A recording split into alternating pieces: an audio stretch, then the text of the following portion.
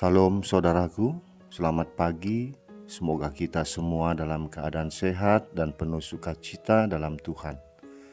Marilah kita menggunakan waktu sejenak untuk berdoa, membaca dan merenungkan firman Tuhan sebagai sumber kekuatan, inspirasi dan motivasi bagi kita hari ini, Rabu 8 September 2021. Sebelumnya mari kita berdoa. Bapa di sorga, kami bersyukur atas hari yang indah ini, hari yang penuh harapan. Kami akan merenungkan firman-Mu. Kiranya Roh Kudus menerangi hati dan pikiran kami, agar kami sungguh memahami firman-Mu. Dalam nama Tuhan Yesus Kristus kami berdoa. Amin. Firman Tuhan yang menyapa kita di pagi ini, Efesus 4 ayat 32. Tetapi hendaklah kamu ramah seorang terhadap yang lain, penuh kasih mesra dan saling mengampuni, sebagaimana Allah di dalam Kristus telah mengampuni kamu. Demikian firman Tuhan. Saudaraku, setidaknya ada 3 sikap yang ditonjolkan dalam nas renungan kita hari ini, dan merupakan mata rantai yang tidak boleh putus karena dia berkesinambungan. Misalnya, seseorang dapat berperilaku ramah karena dalam hatinya ada kasih mesra yang ditopang oleh Roh mengampuni. Bagaimana kita bisa berbicara ramah kepada orang yang tidak pernah kita ampuni kesalahannya? Mengampuni saja susah, apalagi mengasihi dengan mesra. Seandainya kita menemukan dalam pergaulan sehari-hari ada orang bertutur kata ramah, namun bukan didasari oleh kasih, itu sama saja dengan munafik.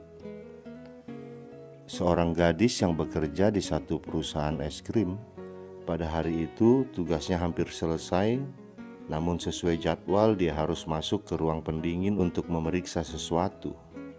Saat dia masuk, dia lupa mengatur sistem pengunci ruangan, sehingga ia terkunci secara otomatis di dalam ruangan pendingin itu.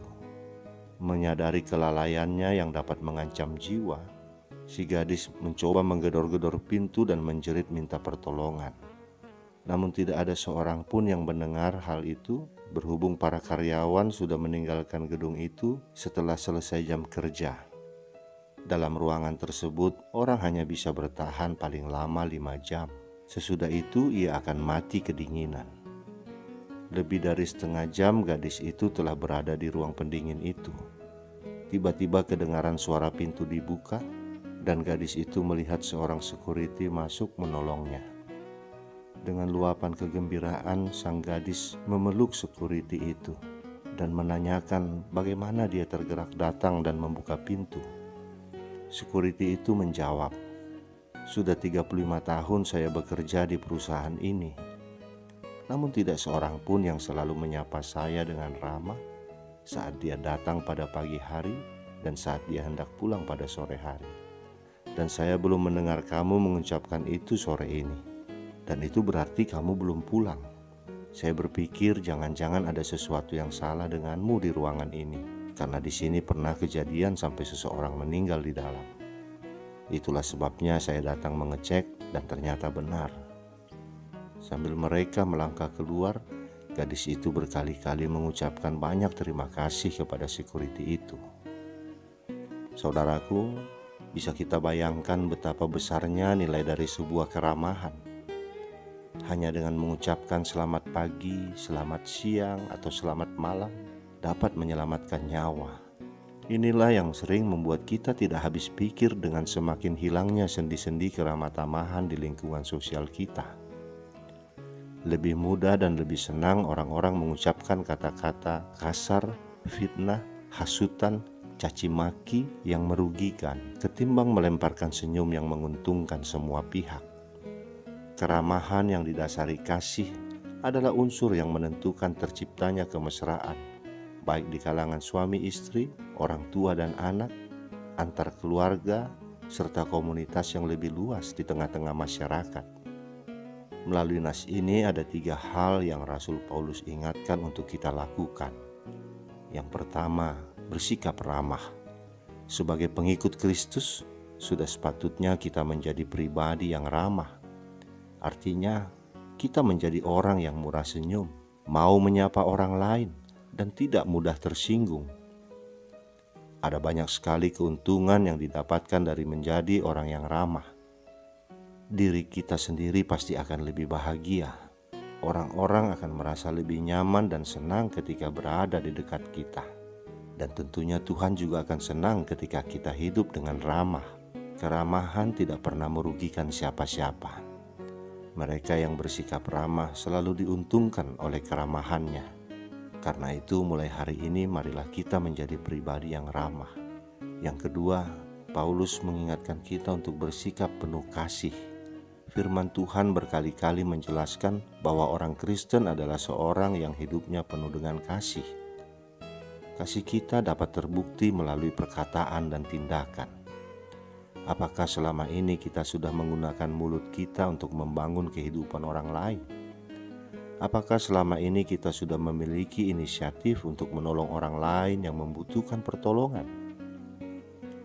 Orang yang sungguh-sungguh memiliki hubungan dengan Tuhan, pasti hidupnya dipenuhi dengan kasih Tuhan yang melimpah-limpah dan dapat dirasakan oleh orang-orang di sekitarnya.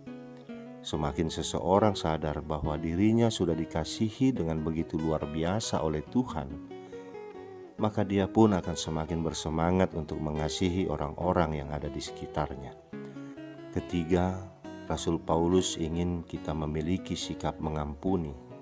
Jika sampai hari ini kita masih menyimpan dendam kepada seseorang, Tuhan ingin mengajak kita untuk mengampuni orang itu. Ini memang tidak mudah, tapi apa yang mustahil bagi manusia, sangatlah mungkin bagi Tuhan. Berdoalah meminta kekuatan dari Tuhan, supaya Roh Kudus memampukan kita untuk melepaskan dendam dan memberikan pengampunan. Kita mengampuni bukan karena orang itu layak untuk diampuni, melainkan karena Tuhan telah lebih dahulu mengampuni kita.